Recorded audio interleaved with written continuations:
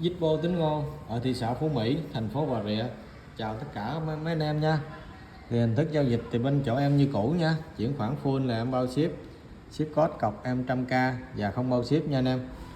Hôm nay em lên cho anh em hàng mồi thuốc, hàng sưu tầm cũng có nha anh em.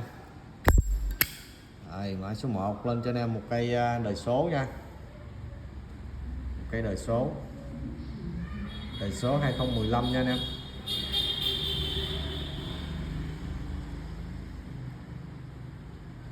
Cái này còn đẹp nha, có khắc ngày tháng năm sinh này.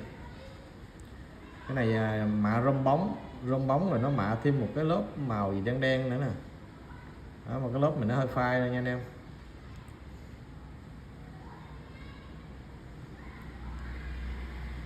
Có cấn đây nè.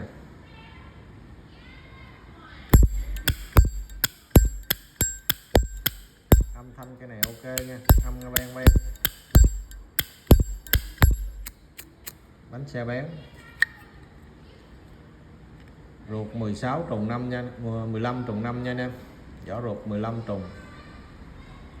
Cái này mấy anh em chốt hàng mà không nhận nè, là giao lưu với anh em 350 nha. Đó, 350 mã số 1. Mã số 2 lên cho anh em một cây 01 vỏ đồng mạ titanium nha. Một đời số 01, có phôi phai nha, có cấn nè, bản lề zin nha anh em. Cái này nguyên zin nha. Ở phía sau có khắc nữa. Này bản đồ hay gì.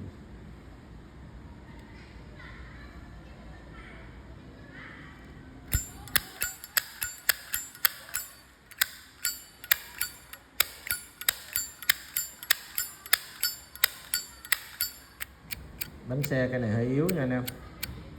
Anh em chốt cần thay bánh xe thì em thay bánh xe mới cho. Bánh xe linh kiện nha anh em, tháo từ trong cái zip Nhật ra nha. Ruột 01 trùng 5 nha. Đó, ruột 01 trùng nguyên zin nha.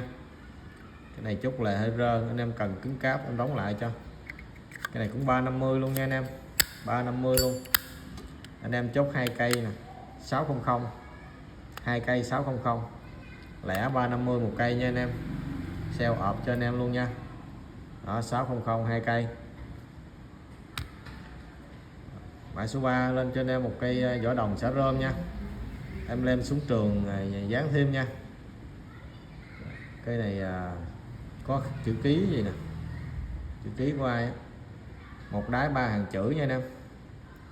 Cái này sản xuất 4950 hay gì. Đó, bản lề 5 chấu nha, 5 chấu bự. Bản lề 5 chấu. Chưa có đánh bóng nha anh em. Còn được. Cấn mớp chưa thấy. Còn ổn. Vỏ đồng xả rơm thôi. Âm thanh không có. Cái này âm tệ. Mấy dòng xưa âm không hay. Bánh xe bén. Ruột niken nha anh em. Cái ruột niken nha anh em chú ý. Cái này ruột niken nha. Ruột niken nguyên zin nha. Lưỡi gà gù, bánh xe sỏ chỉ, tim 1 nguyên zin nha anh em. Giao lưu với mấy anh em cái này 2650 nha. 2650. Đó, 2650. Mã số 3. Mã số 4 lên cho anh em một cây ốp xà cừ nha. Một đáy 1980 nha anh em. Này ốp chắc nghệ nhân nào ốp nè, chứ không bao zin hãng nha. Đó, nghệ nhân nào đó ốp xà cừ, ốp toàn thân luôn. Màu xà cừ rất là đẹp, đẹp độc lạ luôn. Bao anh em đụng hàng không đụng hàng luôn. Đó, ruột 2 mặt chữ nha anh em. Ruột 2 mặt chữ trùng 5, trùng đời nha, bánh xe bán nguyên zin nha.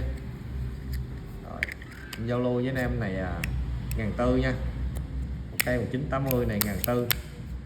Đó, mã số 4 1.400, mã số 5 lên cho anh em một cây khắc ăn mòn đổ sơn trên Apona nha anh em. Cái này cũng có giá trị sưu tầm rất cao nha. Một đáy lõm 14 la mã nè, 1998 nha. Cái này tình trạng niêu chưa qua lửa nha anh em, còn nguyên tem luôn. Tem em tháo rồi nè, tháo trên là tháo dưới quên nữa. Bữa tháo trên rồi, tháo coi ruột nha anh em, tháo để coi kiểm tra ruột coi nó có đúng không. Rồi ruột một trùng 5 nha, rõ ruột trùng. Đó, 14 la mã. Cái này giá trị sưu tầm cao nha. Hôm nay em giao lưu với mấy anh em cái này 1450 thôi, 1450.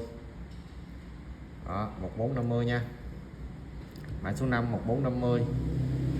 Mã số 6 lên cho anh em một cây đời số nha. Đây là cây đời số 01. Đó, một cây đời số 01. Mã như lớp mã titanium màu đen nha. Có limited không thấy có số, không xe comment chủ đề gì không biết. Đó, lề nguyên zin nha, có file lớp mạ, file tí lớp mạ ở đây. Cái này về vệ sinh lên là đẹp. Cái màu này để cái nó ố à, màu để không xài tự nhiên nó ố. Bữa vệ sinh rồi chà cái sạch. Cái này âm hay nha anh em.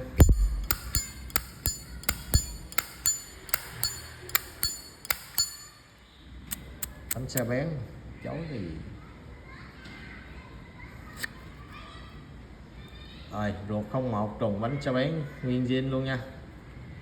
Giao lưu với anh em cái này 380 thôi, 380 một cây đời số 01, chất lượng như la mã nha. 380. Mã số 6 380. Mã số 7 lên cho anh em một cây chủ đề về xe nha. Xe gì nè, bữa anh kia nói quên mất tiêu. Lassit Iron, một cây rơm bóng nha anh em, 12 la mã 1996 nè. Cây này cũng còn rất là đẹp nha, chỉ có xước lốp mạ rơm thôi, xước thôi chứ nước rơm còn bóng mà sáng nha. Cấn mớp chưa có nha anh em. Cây này âm cũng tốt mà. Mấy cây này nó làm âm hết trơn. Rồi, bánh xe cực kỳ bén luôn. Đó, ruột trùng 5 nha anh em, ruột 12 la mã trùng, bánh xe bén nguyên zin nha. Em giao lưu với mấy anh em 600 nha, 600. Mã số 7 600. Mã cuối cùng là mã số 8 lên cho anh em một cây tàu ngầm nha, USS body lock này, khắc ăn mòn đổ sơn, sản xuất năm 1982 nha anh em. Ở 1982, mọc ngược luôn, lề zin nha. Cái này rất là đẹp, tình trạng lai niêu, tình trạng cái này lai niêu nha anh em.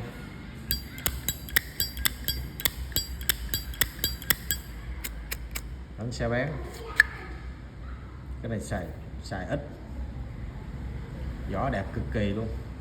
Cái ruột hơi xấu nha, cái ruột không được đẹp như vỏ.